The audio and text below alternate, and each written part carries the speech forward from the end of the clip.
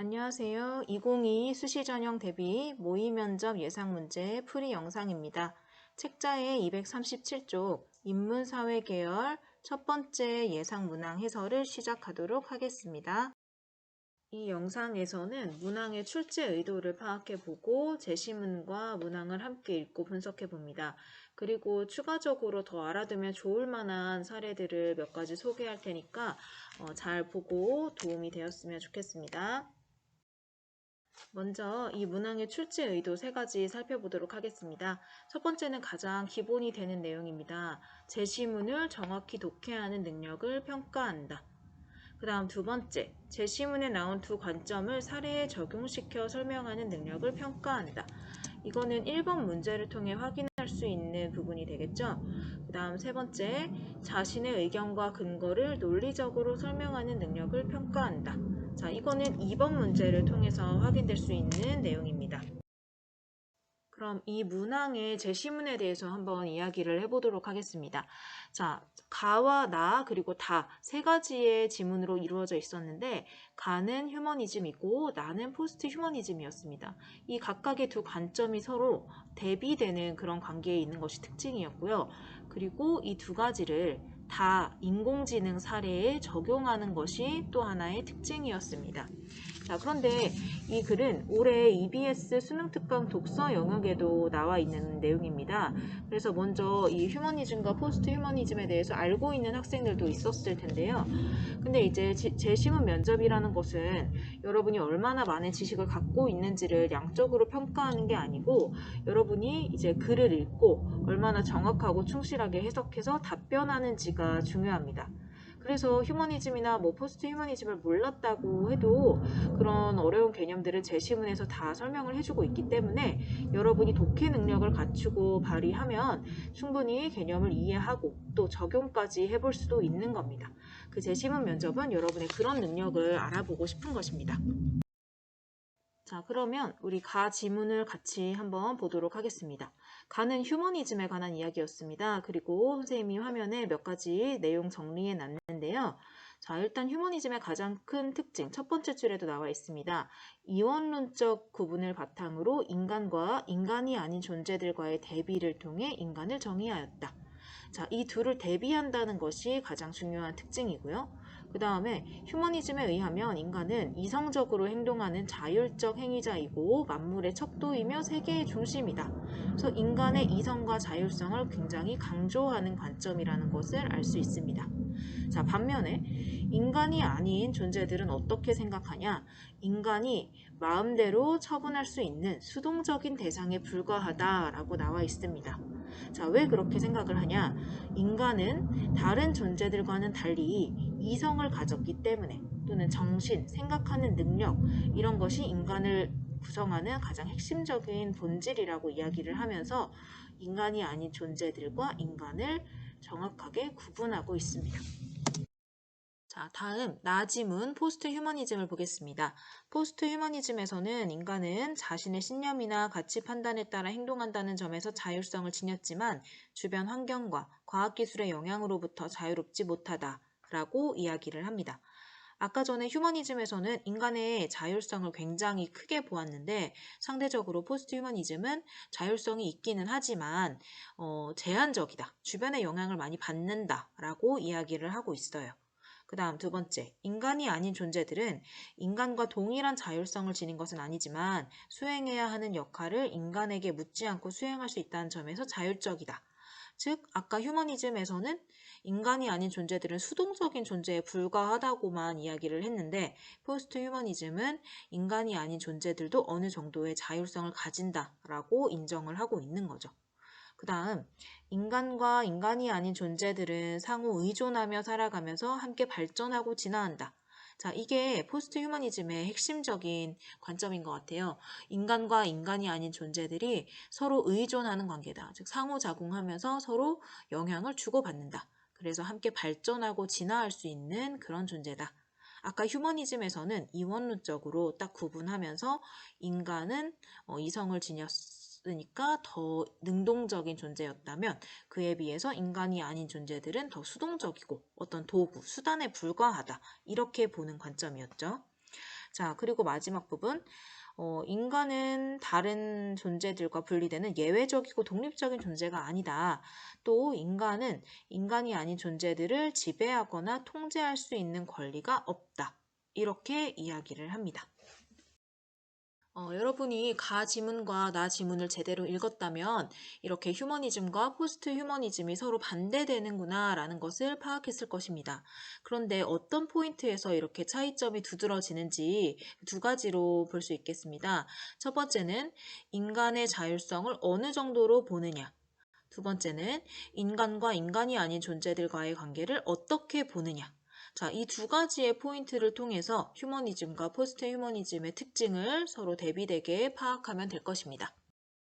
그러면 이제 다 지문 한번 보겠습니다. 다에는 인공지능에 대한 이야기가 나오는데 먼저 앞부분에는 인공지능이 많이 발전하고 있다 이런 이야기가 언급되어 있고요. 네 번째 줄부터 보면 인공지능이 과학, 산업뿐 아니라 문화, 예술계에서도 주목받고 있으며 또 실제로 인공지능이 그린 그림이 미술 시장의 한 축으로 형성되기 시작했다. 이런 이야기가 나와 있습니다. 그래서 제목처럼 인공지능이 그린 그림, 과연 예술인가 기술인가 이렇게 한번 생각해 볼 수 있는 그런 내용이었습니다. 우리가 가와 나에서 인간이 아닌 존재들이라는 말이 계속 나왔는데 그 인간이 아닌 존재들의 대표적인 예로 이 인공지능을 들 수가 있는 것입니다. 그리고 인공지능과 관련한 주제는 출제 가능성이 높은 키워드인데 왜냐하면 아직까지 이 인공지능에 대한 윤리, 철학적인 부분이나 또는 법적인 부분, 제도적인 부분이 명확하게 규정되지 않았기 때문에 고민할 부분이 많아서 이런 제시문 면접에서 출제될 가능성이 많은 그런 내용입니다. 그러면 이제 1번과 2번 문항을 어떻게 접근하면 좋을지 분석해 보도록 하겠습니다.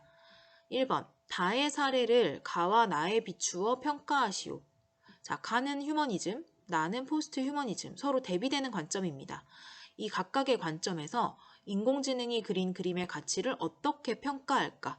그리고 그렇게 평가하는 근거는 무엇일까? 이에 대한 내용이 바로 이 1번 문항의 답변이 될 것입니다. 그런데 인간이란 무엇인가 또는 예술이란 무엇인가 라는 질문에 대해서는 명확하게 딱 하나의 정답을 내릴 수가 없기 때문에 여러분이 어떻게 접근하는지에 따라서 답변도 어느 정도 다양하게 나올 수가 있습니다. 예를 들어서 휴머니즘의 관점에서 예술을 인간의 이성이나 자율성에 근거한 것으로 전제한다면 예술은 인간만이 할 수 있는 행위이기 때문에 인공지능이 그린 그림은 예술이 아니다 라고 평가를 할 수가 있을 것입니다. 또 다른 포인트로는 휴머니즘의 관점에서 인간이 아닌 존재들은 인간의 욕구에 의한 수동적인 대상이다 라고 했습니다. 이때 인공지능이 그린 그림도 인간의 욕구를 충족할 수 있는 어떤 도구로서의 가치를 지닌다. 이렇게 평가할 수도 있겠죠. 자, 이런 식으로 어떤 거에 중점을 두고 답변을 하느냐에 따라서 여러 가지가 나올 수가 있습니다. 하지만 근거는 반드시 제시문 속에서 찾아야 하는 거죠.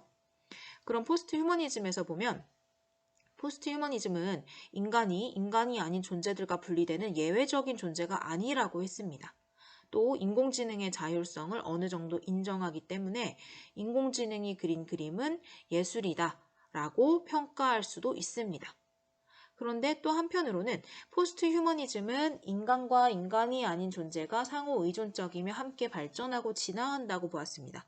여기에 중점을 둔다면 인공지능의 그림을 통해서 인간의 문화와 예술이 더욱 발전할 수 있다.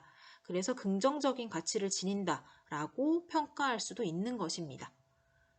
그래서 가와 나가 다의 사례를 각각 어떻게 평가할 것인지 답변을 할 때 제시문의 내용을 근거로 삼아서 각각의 입장을 설명하는 것이 중요합니다. 그래야지만 여러분이 제시문을 정확히 독해했다는 것이 잘 평가될 수 있을 것입니다. 다음은 2번입니다. AI가 만든 작품을 인간의 예술 작품과 같은 의미의 예술 작품으로 볼 수 있는가에 대한 자신의 의견과 그 이유를 말하시오. 자, 이 2번 문항은 제시문의 내용에서 한 걸음 더 나아가서 여러분의 생각과 이유를 밝히라는 문항입니다. 1번에서 답변했던 내용을 활용해서 가의 관점을 쓸 수도 있고 또는 나의 관점을 써도 됩니다. 또는 제3의 자신만의 새로운 관점에서 설명해도 괜찮습니다. 그런데 주의할 점은 단순히 1번의 내용을 되풀이하면 안 됩니다. 1번 문항이 제시문을 이해하는 것에 초점을 둔 것이라면 2번 문항은 정답이 없는 문제에 대해서 자기 생각을 얼마나 조리 있게 설명할 수 있는지에 초점을 맞춘 문항입니다. 즉, 타당한 근거를 제시하는 능력을 평가하고자 하는 거죠. 정해진 답이 있지는 않지만 인간이란 무엇인가, 또 인공지능을 어떻게 바라봐야 하는가, 예술이란 또 무엇인가, 이런 문제에 대한 자신의 생각을 논리적으로 제시하면서 답변해야 합니다. 구체적인 내용은 예시 답안 해설 영상이 따로 있기 때문에 그것을 참고하면 좋을 것 같습니다. 자, 우리가 휴머니즘, 포스트 휴머니즘, 그리고 인공지능에 대해서 한번 생각해 보았는데 이와 관련해서 조금 더 생각해 볼 수 있고 알아두면 좋을 만한 그런 내용들을 선생님이 가져왔습니다. 일단은 가 지문과 나 지문의 전체 내용, 전문을 읽고 싶으면 이 화면에 나와 있는 링크로 들어가서 읽어봐도 좋을 것 같습니다. 다음은 단편소설 작품입니다. 헬렌 올로이라는 제목의 SF 소설인데 이 주인공 인공지능 로봇 헬렌은 인간에게 사랑의 감정을 느끼게 됩니다. 우리는 이 작품을 통해서 어떤 고민들을 해볼 수가 있냐면 헬렌의 사랑을 인간의 사랑과 같은가, 또 공통점과 차이점은 무엇인가, 그리고 헬렌을 인간으로도 볼 수 있는가, 또는 인간과 인공지능 로봇의 사랑이 가능할까? 인간과 인공지능 로봇의 관계는 그러면 어떻게 설정되어야 하는가? 근원적으로는 사랑이란 무엇인가, 인간이란 무엇인가, 이러한 고민들을 해볼 수가 있습니다. 우리가 포스트 휴머니즘 관점에서 인간과 인간이 아닌 것, 그 둘 사이의 관계에 대해서 고민하는 내용을 많이 보았었는데 이것도 역시 사랑이라는 감정을 매개로 해서 인간과 인공지능 로봇의 그 상호 관계를 어떻게 설정해야 할지를 고민해 볼 수 있는 작품이라고 할 수 있습니다. 다음은 우리 자율주행 자동차에 대해서도 한번 생각해 볼 필요가 있습니다. 수능 특강 지문에도 이 자율주행 자동차의 레벨 설정과 관련해서 보기로 나와 있는데요.